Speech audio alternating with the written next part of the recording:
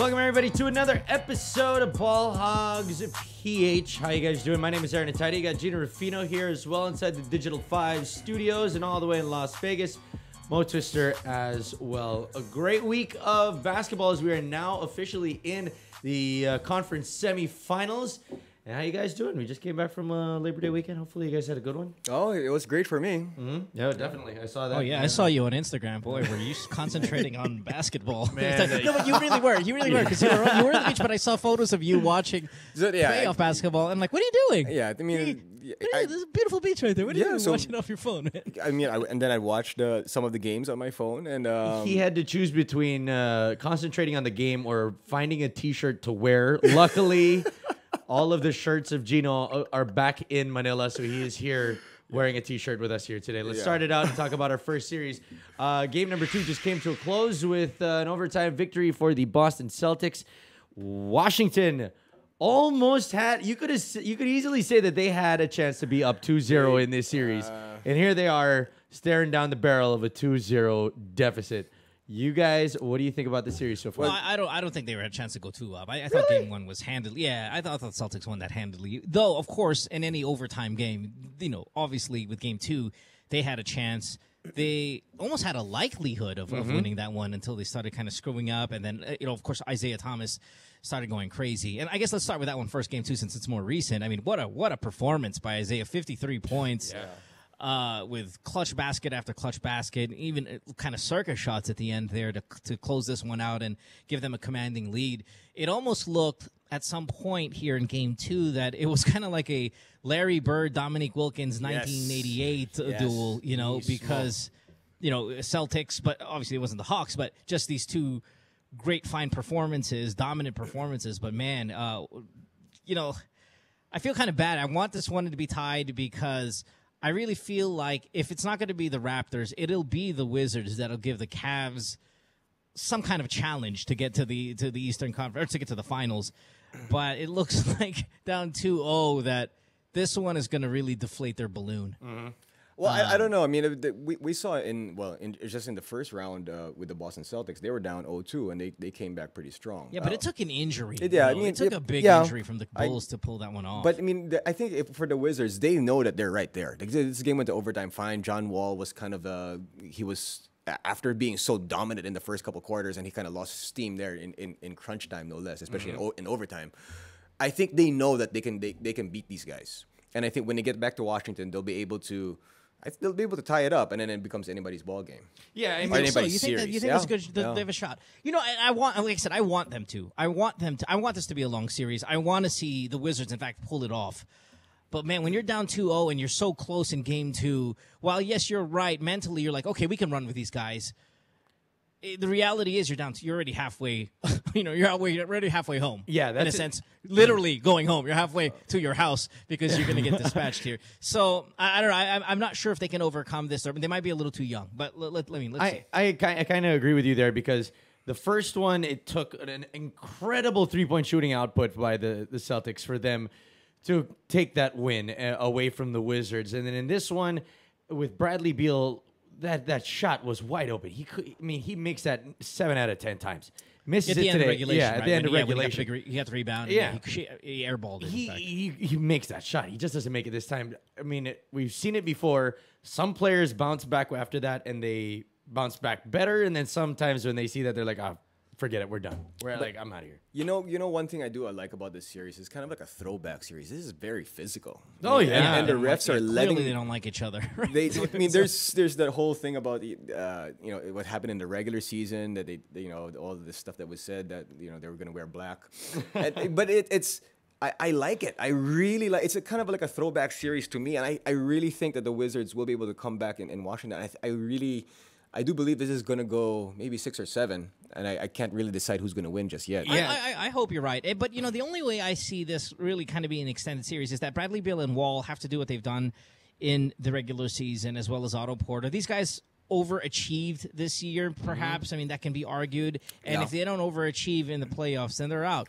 Beal and Wall both, they have to combine for 60 points if they're going to win games. And they haven't done that yet, and they've lost. They lost by 10, even though it was overtime tonight or this morning for you guys, and they lost by, what was it in game 1? I mean, it was a pretty handy amount as well, like by 12, right? So, they have to score 60. They had to go 30 each or 40-20. We saw Wall do 40 tonight. Beal came up short. He had 14. Game 1, we saw Wall go for 20, Beal for 27, still short.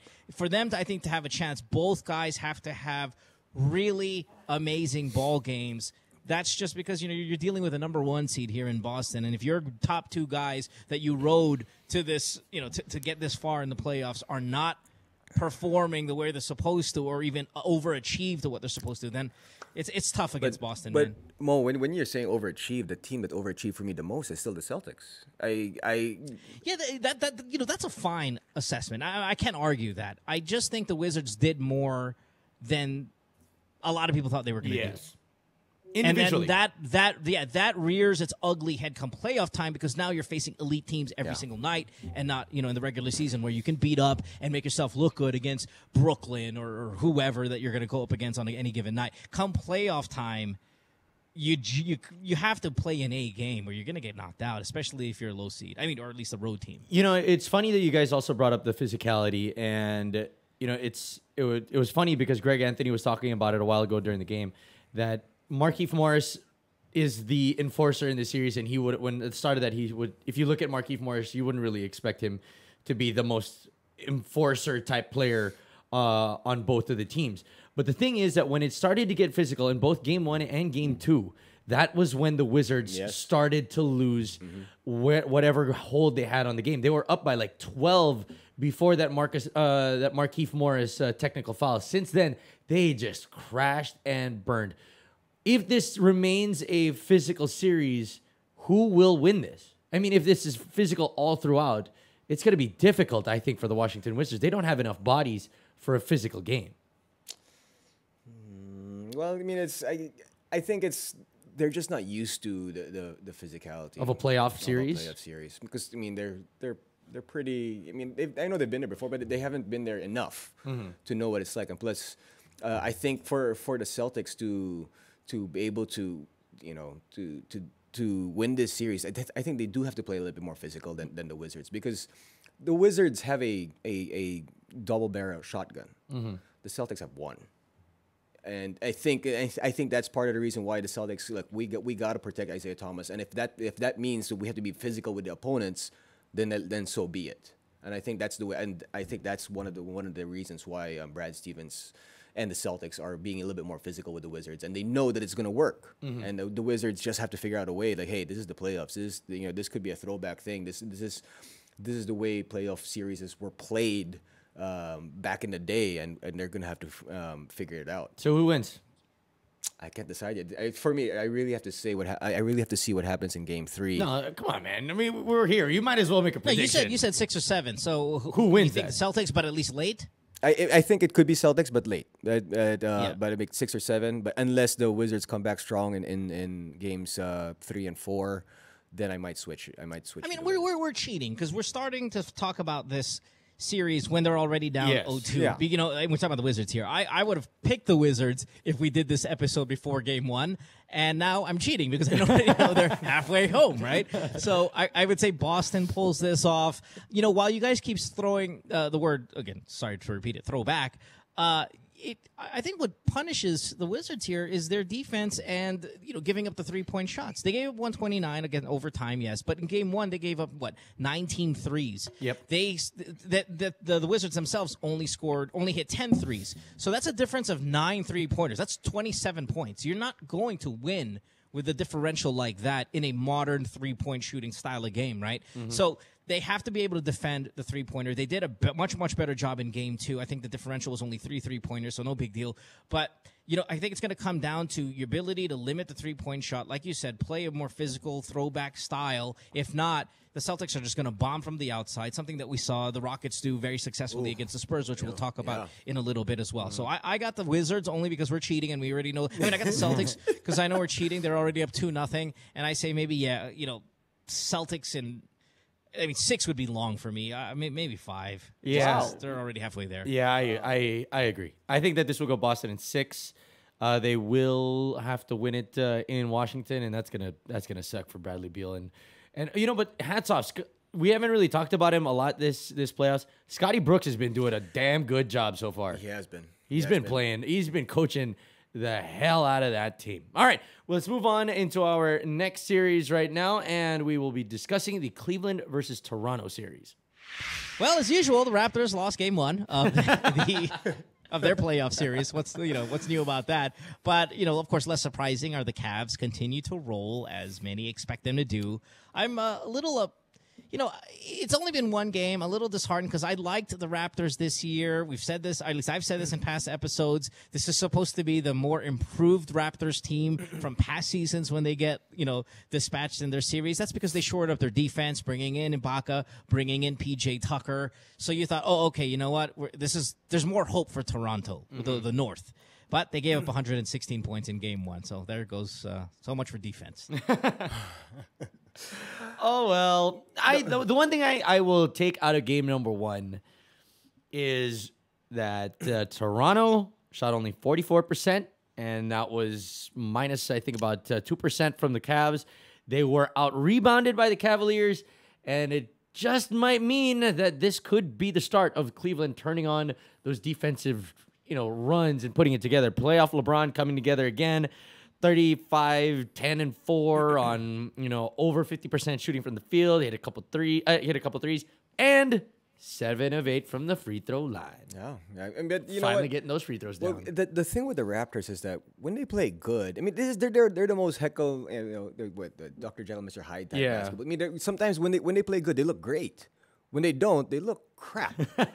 And I don't know if in this particular game, I don't know if it was really more of what the Cavs did, or if Toronto just stunk it up again. But you look at what the moves that they made during the trade deadline, and a lot of those moves were to prepare themselves for the inevitable matchup against the Cavs, and it is where we have it. And I think that down the line, Ibaka will have to really show the Raptors fans and even the NBA fans that he was a great pickup by that team, and that he could do what he was hired to do, and that is to beat up on the bigs of the Cavs. I think he to me will be more of the key. I mean, the Valanciunas is not exactly going to be a big factor for me, but I just don't think that the bigs of minus Kevin Love if he finds his way back, but if Channing Frye, I don't think he's going to be able to be consistent in the series. So I do expect a little bit of a fight from the Raptors. But, the Cavs look like they were coasting and just basically... Are you not happy with an 18-9 line from Kevin Love? I thought that was a pretty good line. I think that he's capable of more. And capable of more than that. But the thing is, the thing is, they didn't really need him. Yeah, right? exactly. Kevin Love and Serge Ibaka are pretty much the same player now these days. They're there to hit threes, and that's the problem because... Toronto needs the name recognition, Serge Ibaka. They don't need Kevin Love to do 20 boards or, 15 boards as he used to. He's fine spotting up because that's the kind of offense that they have now. Just a bunch of shooters out there that are waiting to pick apart your defense once LeBron draws double teams and when he penetrates. So, or Kyrie Irving. So I think the problem here, and I think, Gino, you brought it up, is Serge Ibaka. You have to have Ibaka play the game that Ibaka plays, but he hasn't done that in a few years. His first couple seasons in the NBA, he never shot. He didn't shoot a three-pointer in his first couple seasons in the NBA. He was blocking shots, 3 blocks, 4 blocks a game. He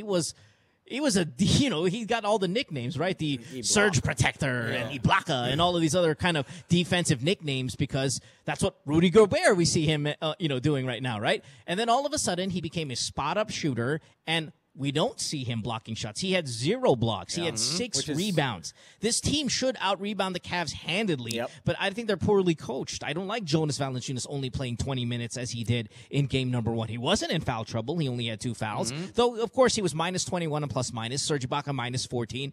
Dude, DeMar DeRozan was minus 32. So, I mean, I think what needs to happen here is, yes, you take a handful of offense from Ibaka, because that's the kind of player he is right now. But find a way to convince him to bang down below and grab more than 6 goddamn rebounds. And I think that's why Patrick Patterson had a lot of minutes in this, because he's a player that likes to play and rough it up inside. I think, I agree. Jonas Valanciunas had less minutes than Patrick Patterson. How is that possible? He had about 2 seconds more than Norman Powell. Come on. If you want to play against Cleveland, you want to go big. Yeah, you got to go big bodies, man. Yeah, basically, yeah. I mean, the one advantage that the Cavs have, that the Raptors have over the Cavs is the front court, and they need to be able to play. They need to be able to use that to their advantage and not just equal the Cavs. They need to be better. And they've got the defense. They've got the defense to be a good defensive team. I mean, PJ Tucker, the addition, again, Serge Ibaka, the reputation, DeMarre Carroll, they're all fine defensive players. Ibaka is no longer the elite. Yeah, no longer the elite defensive player, but still can be above average, way above average if he just put his mind to it. Instead, he's shooting 42% from the field, and this has come from what a 7-footer is, right? So I think there has to be better coaching on the squad. I think Jonas has to get a bit more minutes than what he's playing, and Serge has to be convinced that, hey, listen, you're still a very young guy. Ibaka's such a young guy. Mm-hmm. He came into the league at a young age, so he's not, on the wrong side of 30 as many basketball players continue to fade. He's still in his prime. He needs to be convinced to play down below, muscle up some of these guys, grab rebounds, block shots. Even though he was 3 for 3 from the three-point line, he only shot 42%. So that can't happen if you want to upset the Cavaliers. Is this too early to call collapse of Toronto, or is this what we're going to be seeing all throughout? No, but I don't think it'll be a collapse even if they get swept, because you're going up against the Cavaliers. Yeah. But if we're going to make predictions here, maybe they get a game. Wow, it depends. So it depends. It depends. Cleveland in 5. Well. Cleveland can sweep them, honestly. Oh, yeah. Yeah, Cleveland can sweep. So getting a game, I'd consider good. Fine. Getting 2 games would be lucky, maybe. I mean, I think Cleveland can sweep them, but I don't think they will. I think there's going to be a gentleman sweep here and 4-1. Yeah, 4-1.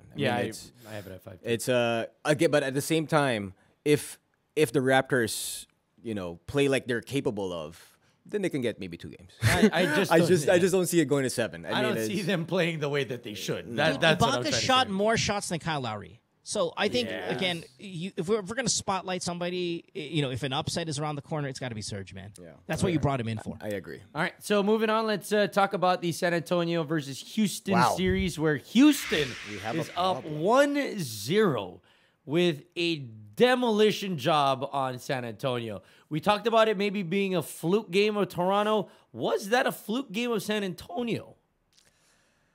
I think it's just really the Rockets caught fire. I mean, remember, D'Antoni has never beaten San Antonio. He's never beaten them in a series.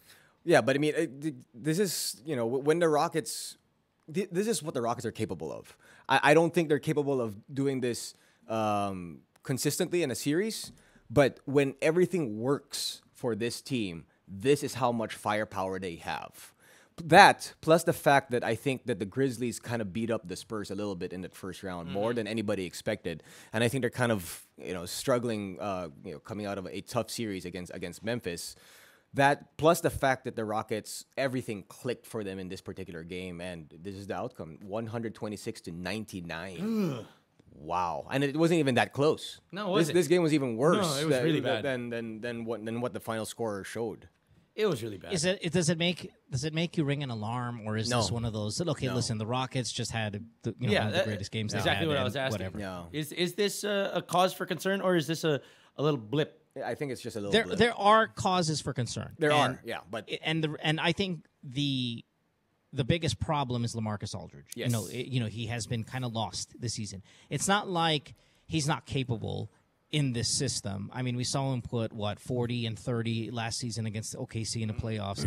So, high 30s too. I think he had 38 in the game. So, I think obviously he's having a hard time gelling with this group, but I don't know what's going on over there in his head, man. He looked awful. 4 points in this game. Looked scared. Looked old. Looked just awful. And they're not going to be able to advance without him playing his game.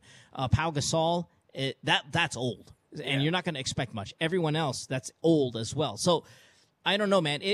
Listen, the Rockets had a great night from behind the arc. They hit, 44% of 50 attempts, which is so mind-boggling. And you have to assume that they're not going to do that a second time or a third time because the Spurs defend the three so well. They're a really good defensive team. So, it might just be one great game, but not enough for an alarm. Definitely enough for some concern that the Spurs might fail here. Remember during earlier in the season when there was rumors that LaMarcus Aldridge wanted out of San Antonio. I think he still does now. The way he's playing, Yeah. it's probably true. He's advertising to everybody. Or he'll be gone. Yeah. If they lose the series, he's out of there because all of a sudden now the Spurs are freaking the Raptors or the Clippers. Guys that should be doing much better considering their regular season records and then not being able to do much come playoff time. Now I know, of course, last year is the only small sample size, but. They were an elite team last season. They got knocked out. They were an elite team this season. If they lose this one, you have to expect that Popovich is going to expect an overhaul. Yeah, and I think it is pretty much necessary. I mean, if you give up all of those points from beyond the arc, and you see that line from LaMarcus Aldridge, there are concerns. You are right, and it is LaMarcus. Are you concerned that Kawhi went 5 for 14 with? I mean, who was really guarding him in that game? Well, no, I think it's a bad night versus a great night, and these are epic things that have to happen for Spurs to get their ass kicked like this, right? Look, this is the worst loss in an opening playoff game for Popovich ever. The Rockets had 30 assists. We can go on and on with the stats. It was crazy, right? They were going to bomb threes.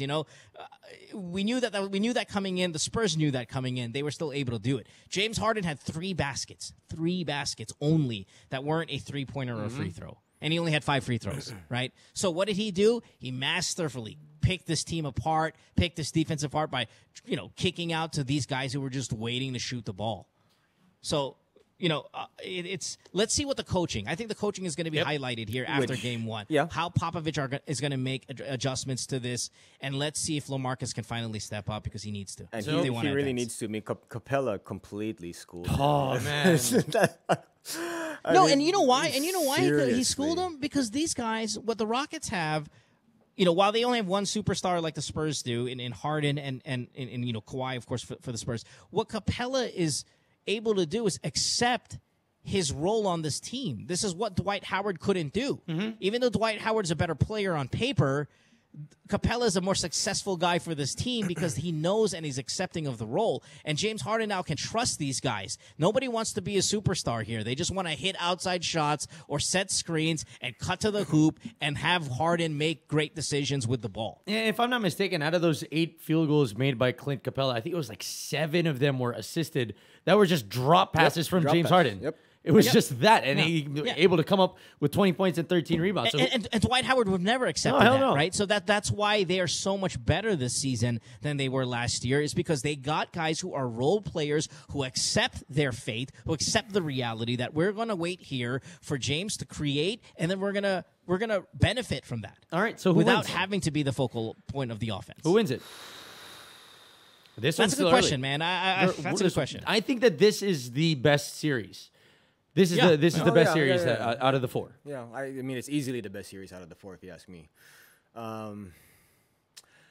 would honestly love to see a Rockets-Warriors Western Conference shootout. Oh, yeah. I mean, that to me would be probably the best possible matchup. There's who we want to win, and then there's who is going to win. Who's going to win this? I'll say Rockets. Rockets in.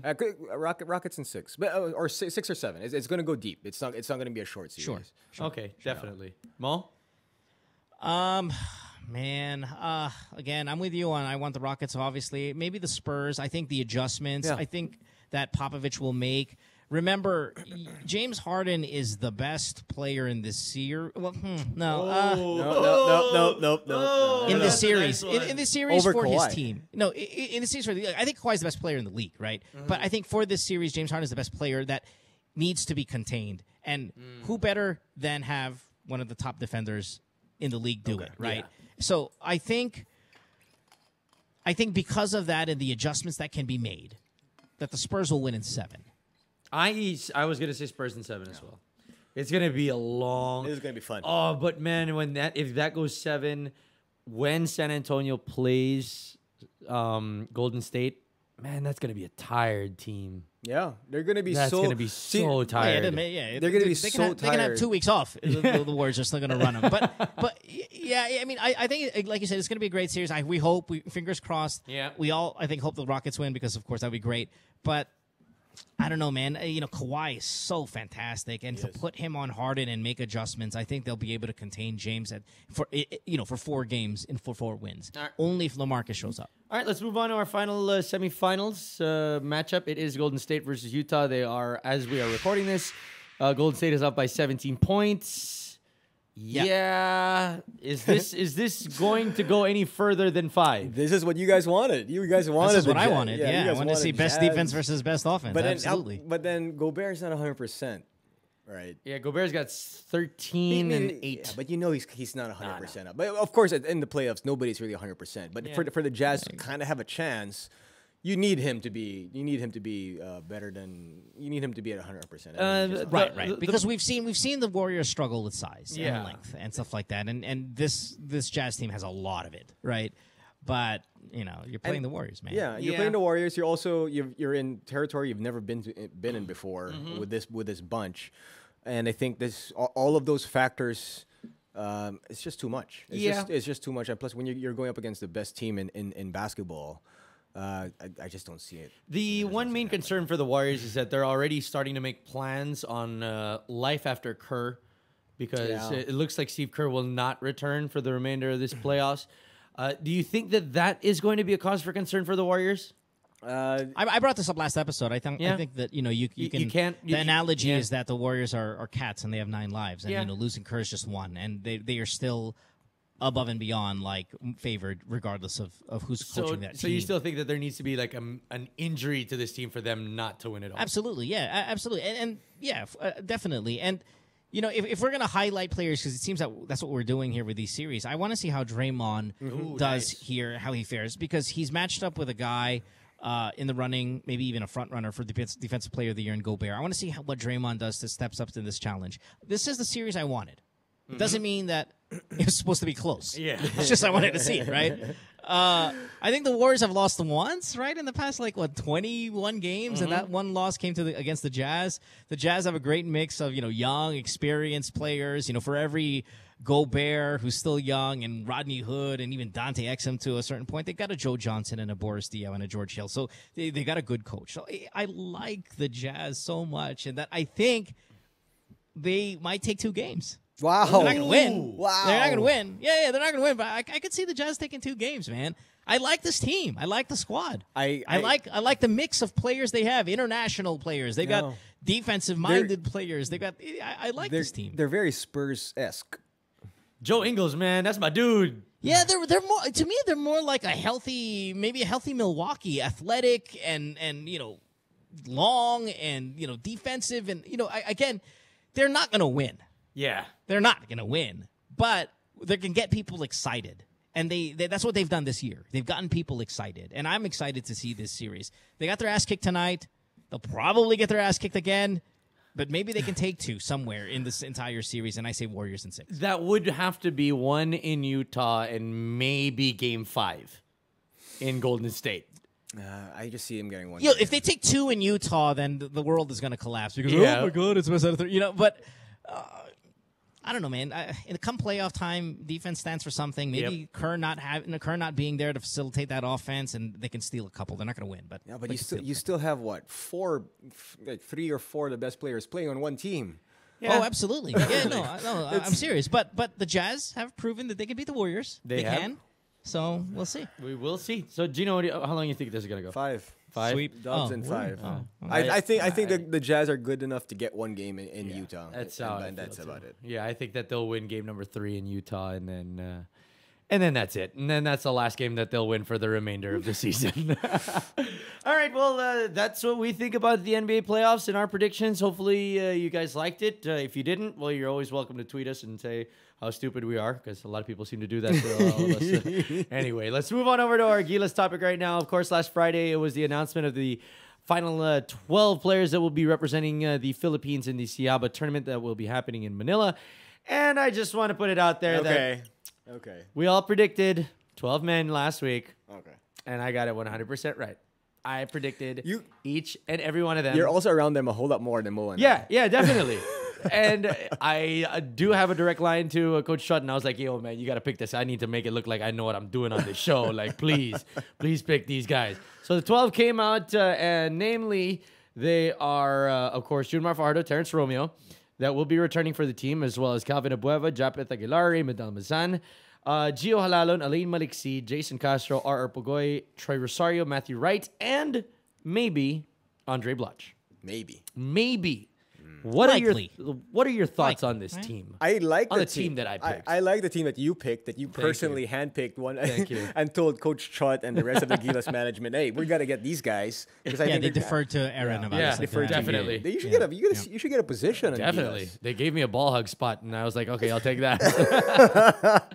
I think it could be a little bit overkill for the SEABA tournament, especially if Blatche manages to find his way to the country. But I do like the fact that they're mixing a lot of young guys with a lot of veterans. Because these young guys are going to need the experience. They're going to need to learn from the vets, and I think it's going to be a start of something beautiful. Giving guys like Matthew Wright. We got 3 rookies on the squad. Yep. Yeah, I mean it's a really nice mixture. I mean, remember when the first Gilas team was put together, and you had the room assignments. Of course, that was more of a veteran-laden team, right?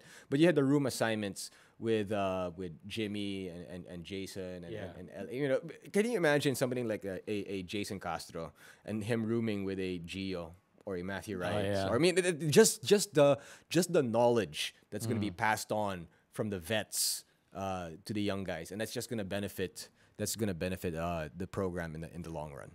Mo, what do you think? Yeah, no, I like the young guys that they brought on. And these guys can shoot. Obviously Matthew can shoot, Roger can shoot.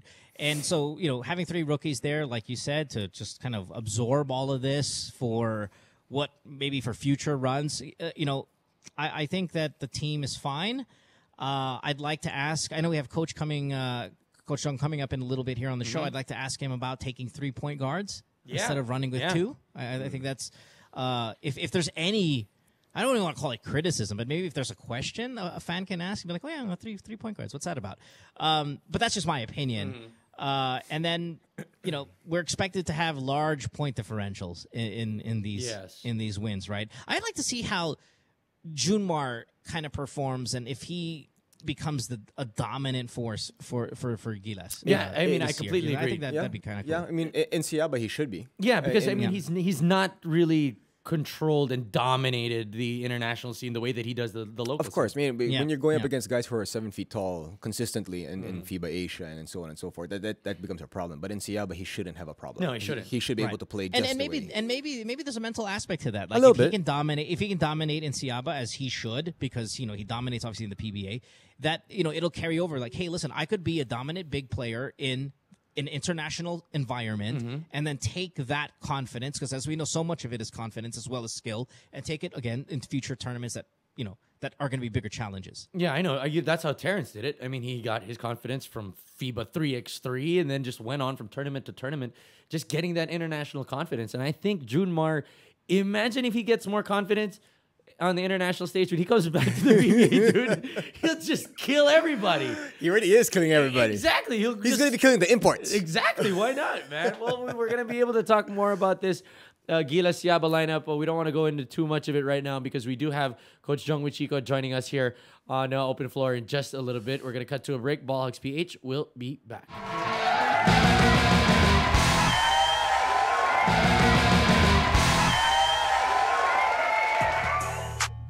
Back inside the Ball Hogs Center. How you guys doing? My name is Aaron Atayde, Jinno Rufino, and Mo here as well. Thank you for joining us. And right now, we discussed the team a while ago, the 12 men that will be representing the Philippines, or maybe, so to say. 11 are sure. We'll get the full lowdown in a bit. Right now, joining us on the show, assistant coach for Gilas Pilipinas, you have Coach Jong Uichico. Thank you for joining us, Coach. Hi, thanks for inviting me to do your podcast. Hi there, Aaron, Jinno and Mo. It's my first time. I hope I do well. Oh, you're You're gonna do great, Coach. You're gonna do great. You always do. All right, Coach. Let's talk about it. How's the team going? I mean, I believe you had practice earlier today with the 12 men already announced. How's that going? It's doing fine. It's going fine. We just made our corrections from the mistakes that we made in our past 3 games, things that we need to improve on for the upcoming SEABA tournament. Coach, looking at the 12 that were selected, before we touch base on what's going to happen with Andray Blatche, do you think that the lineup that you guys put together is a little bit overkill for the SEABA tournament? I don't think the money is overkill. We just want to make sure that we do have the best chance of winning the championship in the SEABA, because it's a qualifying tournament for the FIBA Asia Cup, and we don't want to take any chances.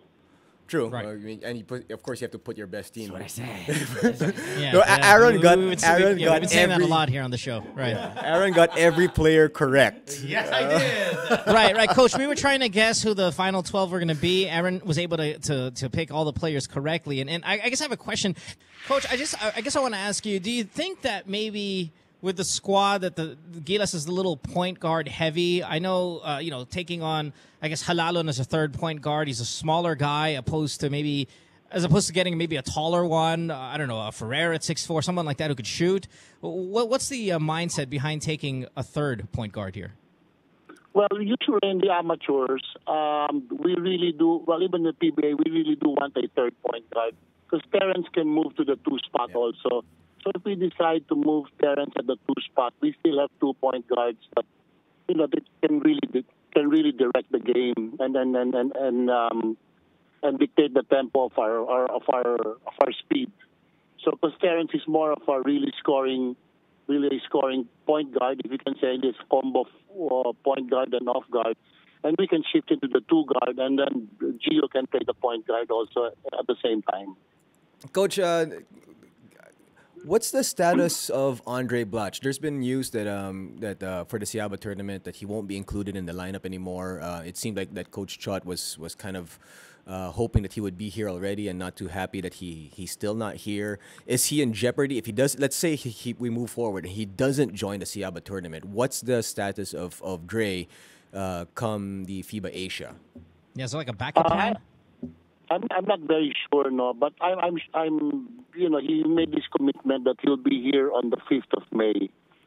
Now, if he still doesn't come here on the 5th of May, then Coach Chot will decide then. Okay. But so far, he's coming in the evening of the 5th, and we're practicing with him on the 6th. See, the question is, Coach, if we already submitted our lineup, can there still be a change in case Dre does not play with the team? Yes, you can still make a change on the managers' meeting before the SEABA tournament. So you could still change him. And if we do, is there any candidate already that we're looking at? We'll just choose from the pool. Whoever was not taken in from the pool, then that's where we will take. But we don't know who will probably take his place if that happens. Not like, for instance, Moala Tautua as a naturalized player, which we have already done just in case? No, because he isn't part of the pool. Unless, Okay. Unless Token Text releases him, then that's a possibility, yes. With say Blatche doesn't make it, I know you have a commitment, right? Or, say even if he does make it, a lot of the usual guys have a younger replacement for the future already. Blatche I'm not sure if he's got one, right? With someone who has such a high usage rate, Coach, what's the usage rate on Blatche here? Like above 30% of the offense probably goes through him. Is there some concern about, if he doesn't make it, it changes the dynamic of the team, and then maybe for the future, what are we going to do if we don't have him? Well, the dynamics of the offense won't change, because he played for Coach Chot already during the FIBA Asia and the FIBA World, so he's familiar with the offensive system of Coach Chot. So whether he joins us or not, the offensive system does not. It won't really change drastically.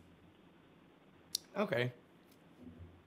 Well, Coach, looking at the possibilities here with the tournament, the upcoming tournament, the SEABA tournament, do you think that it's for the Philippines to be hosting the tournament? Will that add a little bit of pressure? Because I mean, obviously we're the favorites to win, and we're hosting the tournament. Do you think that might work against us in some bizarre way, that the other teams will the same way that how Gilas performed in Spain? The same thing could happen but the flip side, like we could be the favorites, but it's going to be it can work against us. Actually, even if we played, even if we played outside of the Philippines, the pressure is always there because we've been winning the SEABA. Yeah. In fact, it's an advantage here in the Philippines where we are in our home country. So we have the crowd behind us. So the pressure will always be there. Hosting it is, I think, is an advantage. Is an advantage for us. Coach, the All-Star week just came to a close. Matthew Wright won 2 of the 3 MVPs for the Gilas side. How impressed are you with the way that he's been playing? We're very impressed with him. We got him and Alain Maliksi for that matter because we need really great, consistent outside shooters. The amateur game is more on the 3-point shooting. So Coach Chot decided on Alain and try Matthew Wright, which we're really very impressed by Matthew Wright. He's very methodical in his game. He's a spot-up shooter, and he doesn't go away from his strengths. And giving into the penetrators, we have lots of penetrators for just him to spot up and shoot the 3. Another thing is Calvin Abueva has really taken on the role, Coach, of being that vocal leader. When it's in the practice and on the court, do you really see that everybody is responding to him now, being the one, trying to rally everybody together the way that Mark Pingris used to do for the team? Oh yeah, for sure. If you saw if you watch the last All-Star game, the last game wherein he just went berserk in the third quarter, when things weren't going well, he just took that quarter by himself because of his energy, and in practice, his energy really, he gives energy also to the other players, and because of him being and Jason too being the veterans, these young guys really look up to him, and his energy is really contagious. Yeah, Coach, we discussed some of the veterans. I want to talk about the first timers here, the rookies. We also talked about Matthew Wright a little bit, but what can you say about the other guys in Pugoy, Halalon, and even Maliksi as well, and Raymond Almazan?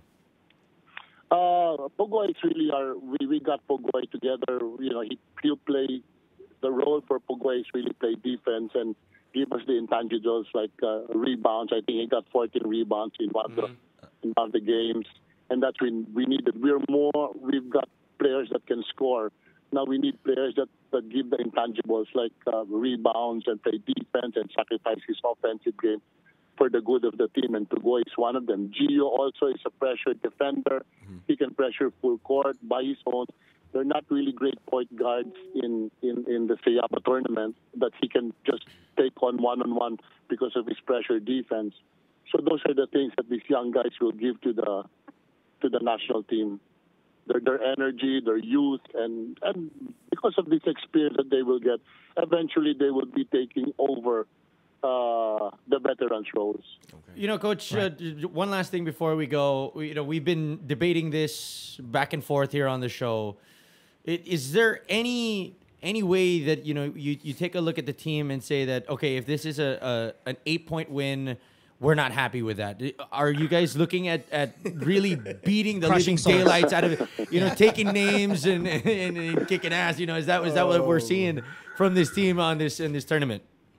No, not really. We're not looking at how many points we'll win. Our focus is just try to win the championship and then get to the FIBA Asia Cup. That's our main goal. So if you win by 3 points, that's still okay with you guys? Well, a win is a win. You'll take a win. Any way it comes. All right. Aaron wants to of course, beat handedly, eat children, all that. Yeah, really nasty stuff. I want to burn down homes. Yeah, right. Coach, I guess one last thing. Because we are so heavily favored, are you going to start? Are there going to be managed minutes for some of the guys coming off of injury? Junmar, Jason, Terrence, all have a little bit of injury. They're coming back, or big injuries. Are they going to have a minutes restriction because we might not need them so much for a tournament like this? Well, maybe if we see that the game is already, hopefully the game is, we're up ahead comfortably, then of course we give chance to the young ones to really gain that experience. To give them rest. Hopefully it really happens. That we're able to give them rest. All right. Okay. Well, thank you very Thanks, much, Coach Jong, for joining us. You are always more than welcome for joining us here on Ball Hogs PH. Thank you. I hope you're ball hog. You're not ball hogs like the way your show is. Thank you, Coach. Thanks, Coach. Always a pleasure. Thanks, Coach. Always Appreciate it. Good luck, sir. So there you have it. That's bye-bye. the latest on the Gilas breakdown. That was It's a straight from- lot of information. Yeah, straight from Coach Jong. But I'm really curious what's going to happen with Dre. I mean, that's obviously, again, we don't need him for this tournament, but we need some reps there. Yes, we do. So I wonder how much longer we're going to run with Dre, though. it can't be much longer. Yeah, I think that is is the last one. I mean, this And- year, this year, like SEABA, And- FIBA Asia, Yeah. and whatever tournaments we play in. I think this could be the last run for Dre, and I think that's why also Coach Trot was a little bit upset that he hasn't shown up yet, Yeah. because it's like, yo, man, this is our last run with you, and you're still not here. Well, Maybe that's why he's not showing up. Like when you're a senior That's in high true, school, you too. just don't really go to classes, or when you're a senior in college, like whatever, man. you already paid me. We're cool. We talk about practice. Exactly. Come on now. All right, we're gonna But cut. yeah, I don't know what I don't know what the plan is after that though. After Andre, do they go the import route, naturalization, all that stuff, or do they go? Remember there were talks about having a pool for naturalization. So we'll see. We'll see what the plan is long term. It's going to be after that. interesting. It's going to be very, very interesting to see where this Gilas program continues on from here. We're going to cut to a break. When we return, one-on-one time. Still more Ball Hogs PH on the way.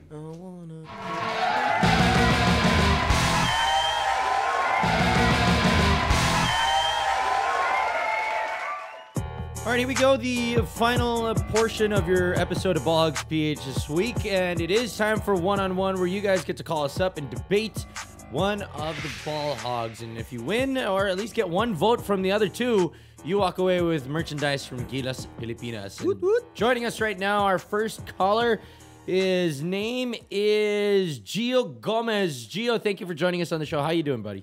Yeah, hey, I'm good. Thank you for having me. No, Thanks for being here. Thank you for joining us. We like debaters. Yeah. Yeah. All right. So you have I'll a try, debate I'll try. topic for us? Yeah, let's talk about the Clippers. Okay. Bro. Yeah, Recently so, dispatched Clippers again after what's the stat on this one? Like this is the fifth year in a fifth row year. they've held a lead in the playoffs and lost. Is that like a crazy Yeah. stat like that? Move to San Diego. Unbelievable. Oh. Yeah. It's really bad. All right, I'll take him here in so Vegas. what's your topic? Yeah, so I think first and foremost, I think they should break it up. So I think the topic should be, if they were to break it up, who has to go? At least among maybe the big three. Who has to Chris go or who Paul. has to stay? Well, they have yeah. three Well, free sorry, agents, sorry, though, go Gio. ahead. They got three free agents. So they got Chris Paul, they got Blake Griffin, and they got J.J. Redick. All very important pieces to this right, team, all right. and so why don't we frame it as which of the three should stay? Yeah. Like, which one do you let go if Okay. you want continued success? That's better. So who do you got? Like, who do you think of Paul, Griffin, and Redick that the Clippers have to prioritize and keep? Well, I'm a big franchise player guy, so I have to go with the original, the Blake Griffin, rather than maybe Chris Paul, who just Okay. Dude, Hold on. So you're Don't tell us why. you're Sorry. saying Blake, if you were the Clippers, if you were Doc Rivers and Ballmer, you would Yeah. keep, and if you had only one choice between those three guys to keep, you would keep Blake, is what you're saying. yeah, Okay. yeah, Okay. I would. All right, Mo. It's funny because I'm not a Blake Griffin fan, and I am obviously concerned about his injury history. But Yeah. I'm with him, man. I think Blake Griffin's the guy you got to keep of that Yeah. group, dude. Yeah, I'm with our caller. I'm not thrilled about any of the three. Actually, I like JJ Redick, to be honest. But yeah. he's the wrong answer. Yeah. But, you know, Fair enough. You know what? I go Blake. Just because he's been wanting to take a dump all over the Clippers, even before we started the show, I'm going to get out of the way and give Jinno a chance to drop a major deuce on the Clippers. How? Because you can finally talk about him. You're picking Blake as well? I'm going to pick Blake just to get out of the way, and Jinno can debate him. No, that's a Clipper move on that your is, part. that clip's gonna clip. clip. That's a you just clipped Aaron that I'm on a one-game winning streak. Okay, you're assuming because Gino's going to pick Chris Paul. Yeah. He's the correct answer. Oh, there you go. Chris hear Paul. why. There you go. Chris Paul is the right All right, answer. 3 on 1, Mr. Rufino. Gio, you get 3 to go first. on 1. You want to do that? I'll do that. But you're the one with a singing career. I'm not me. You can YouTube Mo Twister rap. Regrettably, no. You'll Not. find something. Not. Okay, All right, Gio, Gio, let's go. Yeah. You choose Blake. Tell us why.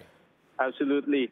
Well, number one, he's a franchise player, so I'm traditional like that maybe, and I've seen him improve.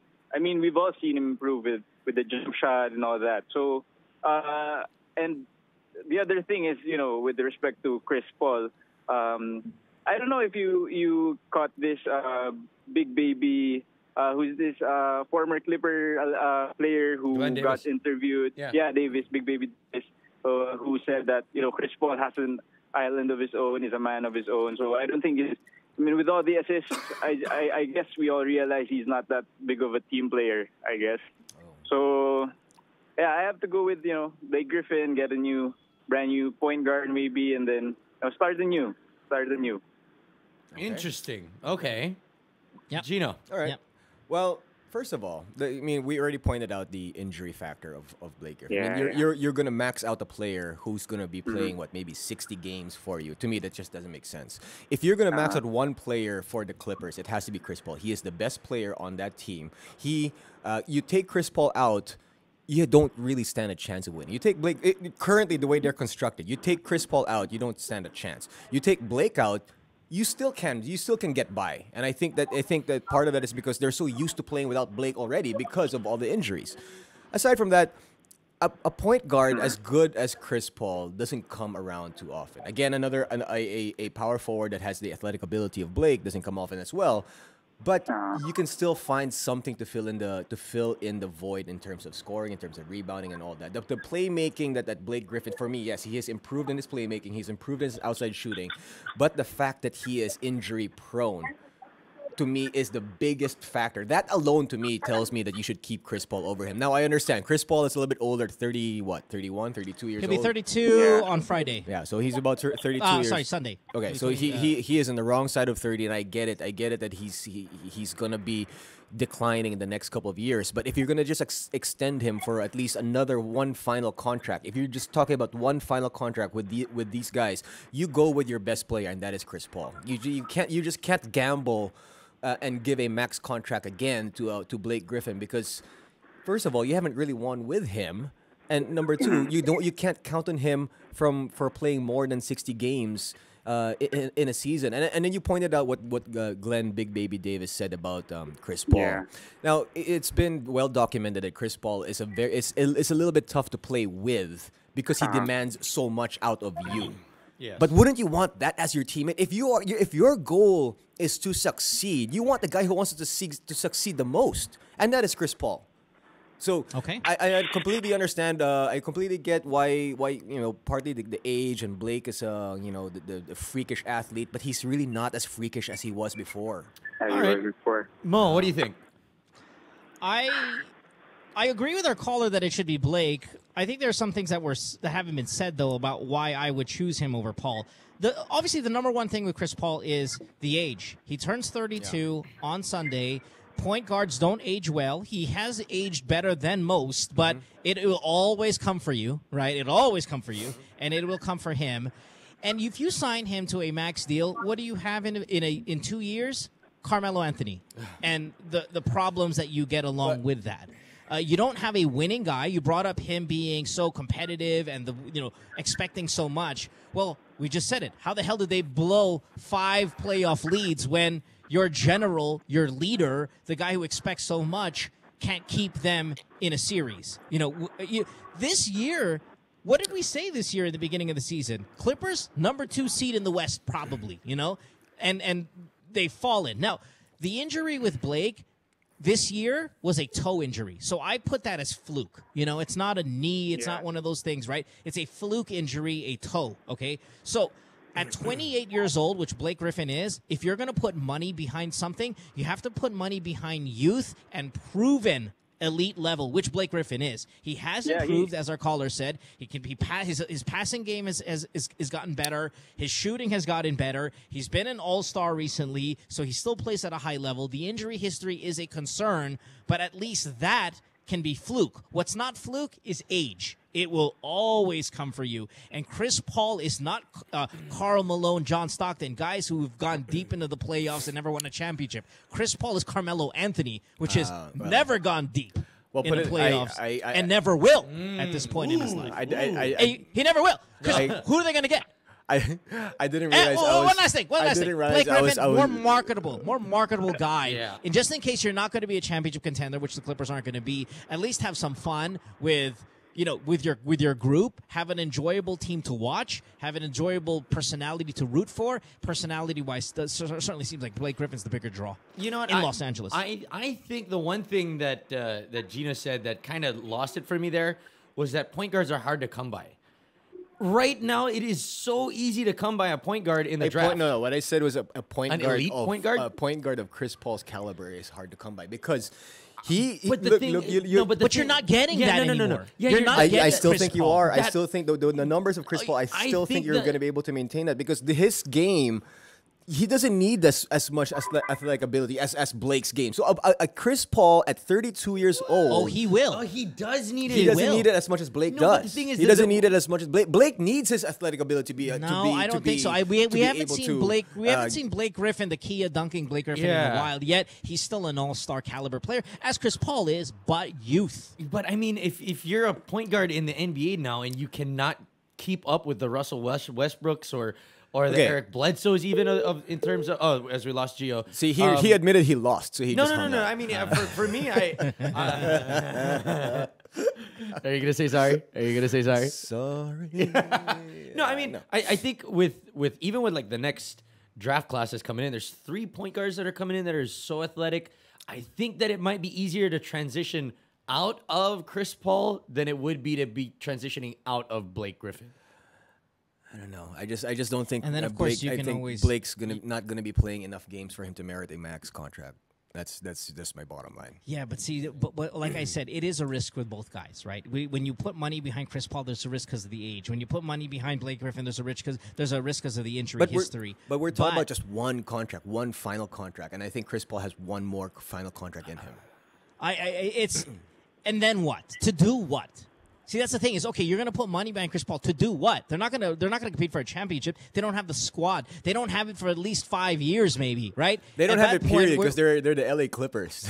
Right, well, aside from the curse that being the Clippers, they don't have championship aspirations anymore. This window, quote unquote, is if not closed. I think it's closed. It's bare. So if your window is closed, why pay an aging guy? But this is the reason why I think they should blow up You the team. become the Knicks. Keep nobody. I honestly, the way I feel about it, they should get rid of everybody on that team. No, and I'm with you, but that's not the question. The I know. question is That's why. Listen, their fan base will vomit if they didn't keep one of those guys, right? So who do you do? Fan base? They have a fan base? Oh, see, this is what I was saying. You've been wanting to crap all over this. Well, Bieber's a fan of every single team in the NBA. And who's the guy? Gio, are you a fan of the Clippers? Gio, are you still there? No, he's back.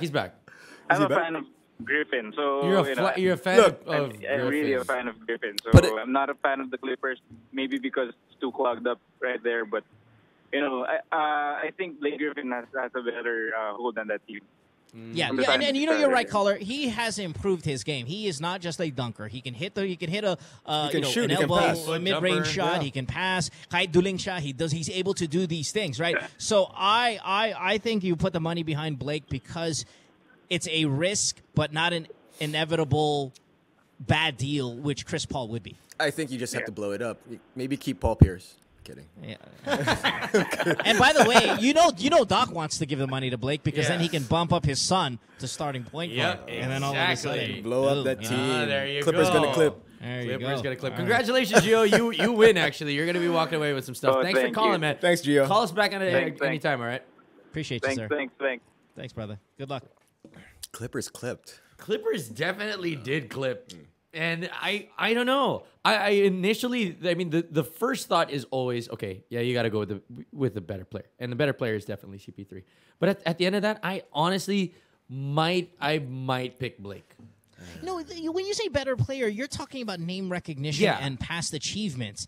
You give those amount of years to a guy who will decline. You're not going to get the same Chris Paul. He turns 32 on Sunday. Put it this way, I just think that when Blake starts to decline, it will be so rapid that it's going to be a non-question that everybody's going to think, wow, fine, they should have kept. Yeah, but he doesn't decline for another 4 years after Chris Paul has already.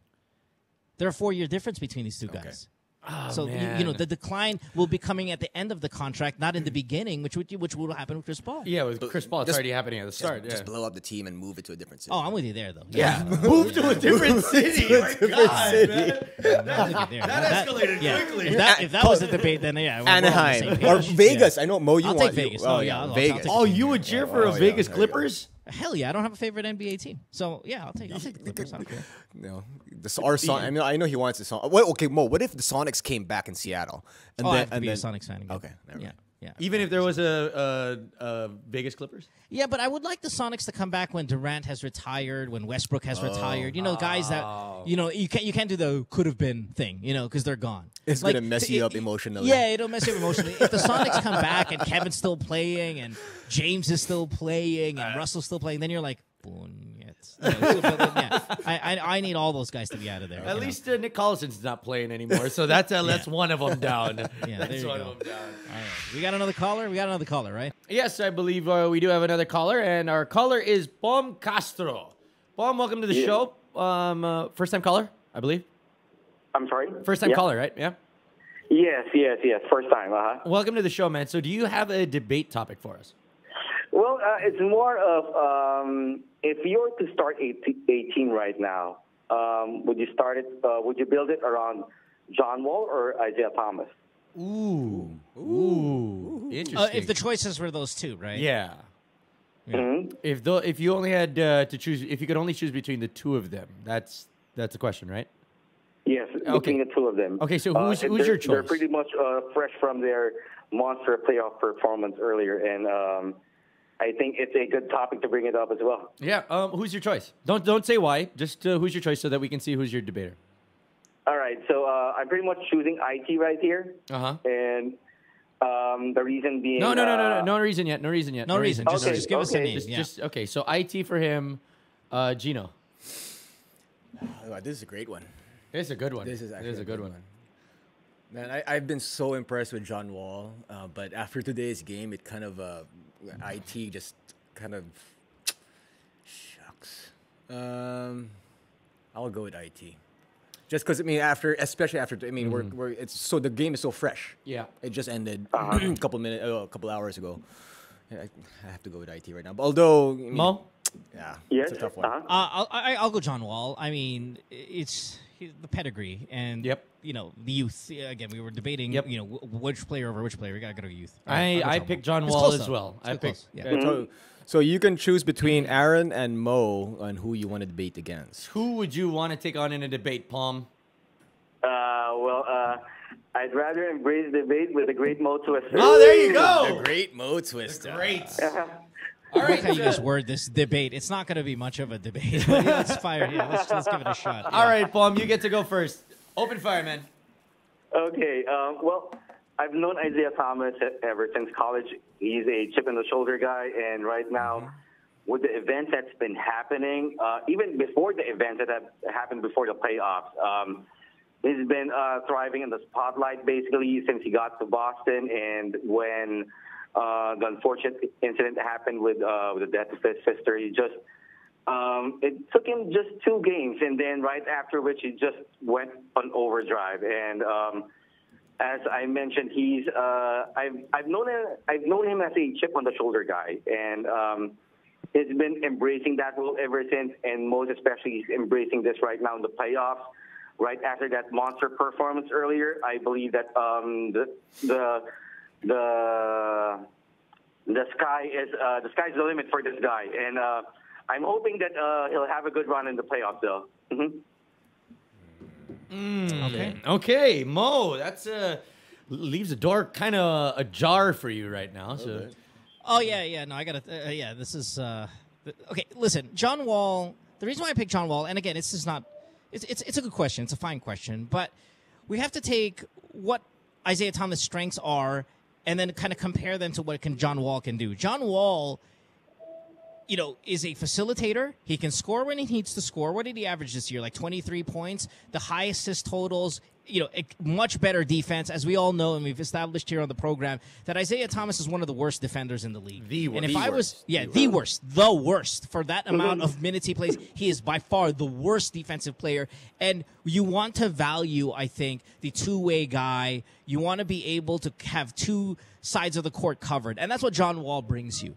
He's an efficient. He's an efficient player. Isaiah Thomas not very efficient from the field. Doesn't really do anything else but score. And with that size, listen, the Celtics are not even going to sign Isaiah Thomas long term. That's why they're holding on to their shiny pick so they can pick up a point guard to replace him when his time is done. We're not going to see Isaiah Thomas as a future Celtic just because they know they can't build a franchise around those flaws. It's a really great story. You played the emotional card here, caller, but that's not what you build franchises around. Oh yeah, look, he was great because he went through an unfortunate incident and was still able to play at a high level. Yeah, and he was probably inspired by the things going on in his life, and all year long, maybe all life long, he's been counted out as 5'9" and not be able to succeed at this level, and he's proven everybody wrong. But when you build a franchise, which is what the question is, you have to go with the peripherals. You have to go with what's solid, and that is a 6'4" point guard who can defend, who can score at will, who can facilitate the offense, who can do a lot of things like drive at when he needs to. He can dish when he needs to. Isaiah Thomas can't do any of those things except score, and everything else outside of scoring, he does at a average or a very poor below average level, and defense being one of that. You don't have to hide John Wall on the defensive end. You have to hide Isaiah Thomas. You have to look for a guy to put him on. They're putting him on in the series to Otto Porter, who's struggling in the playoffs, so they put him there. Because obviously he will not be able to guard John Wall or Bradley Beal. So to have that burden each and every time, I don't think you build franchises around that. You count your lucky stars. You appreciate that you have him at the price you have him, but to pay or to build around, I don't think that's the right choice. You have to go John Wall. That's why he's the number 1 pick. He's a 6'4" point guard that can do a lot on the court. Jinno, what are your thoughts? Well, I mean, both Mo and our caller have made some valid points. But to me, the bottom line was throughout the regular season, and even in the postseason, everybody was talking about Isaiah Thomas being a top 5 NBA candidate. He made my second All NBA team. And I mean, this is probably the closest. I mean, of all the quality point guards out there, this is probably the closest matchup for me. I mean, had it been like I don't know, Westbrook and IT, there's no chance. Harden, yeah. There's seriously, it's not even a contest. But this is where it kind of bridges. It becomes really close. Most of the season, Isaiah Thomas for me was the better player. No, you're right. Right? You're right. Isaiah had a better year. Yeah, absolutely. And then in the playoffs, in the first round of playoffs, I even said it, like, this is the coming out party of John Wall, he's going to be known as an elite player, an elite point guard, and I think he's reached that. But I think Isaiah has maintained what he did in the regular season, and he's maintained it throughout the playoffs. So that's why I'm giving it to our caller and Isaiah Thomas. All right, I still got to go with Mo. Palm brought up some really good points. I mean, He's been playing fantastic basketball, But it's- for instance, since day one. When you think logically, you don't really build around a 5 foot something. No, right? you don't. But just the fact that the way he's been playing this season alone, it's something. Yeah, but see, that's the thing. There's He's no a one-hit defense. wonder. You're gonna build a franchise over a one-hit wonder, while John Wall has shown you his ability to play at an all-star level, 4-time all-star. Was on the all-defensive second team, so you know he plays both sides. Yeah. We're talking about building a franchise, not who had a better 2016. I know, I get it, 2017. but every time you count out Isaiah Thomas, that's he's when he gonna do plays. something. Yeah, that's when he plays well. All right, Bum. Well, Dude, you Celtics are not even. Like I said, Celtics are not even going to sign him. And Why would you build around him? I think the fans of the Celtics, when and if the C's let him go or trade him for something else or for another piece, I think they're gonna be in an uproar. Oh well, they're gonna have some. For sure. Put it this way, I Make an haven't. uproar all they want. The guy averages less than 6 assists per game. I That's your haven't- starting but I point haven't- guard, I haven't and he doesn't seen- play But you deep. have to Doesn't play consider though. defense. You have to consider though that Oh, he's what do I actually have to distributing consider? the ball as well. Like No, but you're not. no, Right. You listen. I didn't say that he doesn't pass. All I'm saying is comparing him to John Wall, which is the question. He doesn't pass. John Wall easily doubles his assist total, steals, defense, height, strength, everything. The only thing that Isaiah does better is probably shoot the three and score at will. But John, that's not what you're going to build a franchise around. You can get a bunch of guys who can score. You rarely ever get a guy with the caliber of John Wall who can do what John Wall does, if the question is between Wall and Thomas. So there you go, Bum. You do get one vote. Yeah, and that's enough for you that's to win. more than enough That's for you to win. Oh, this is Congratulations. horseshit. Thank you very much. And Mo, nice discussion, Thanks, Mo. man. It's a pleasure to talk to you, man. And to No, you guys yeah, as no. well. Yeah, congratulations, man. I appreciate the phone call and the challenge. Call- We appreciate it. Thanks, Palm. Call us up anytime, Bum. Thanks for joining us. Thank you very much. All right, goodbye. And that will wrap up the show, man. I keep saying it, but this. We talked about a lot of stuff today. That's a long episode. Yeah, that was a really long episode. Hopefully, you guys enjoyed it. Yeah. Hopefully, you're still tuned in. Yeah, no, you made it all the way until Gino tried to tear the head off of a whole Clipper fan base and send them to San Diego. While wearing an LA hat. Yeah, we're out of here. We'll see you guys again next week. For Mo Twister, Gino Rufino, I'm Aaron Ataide. Peace.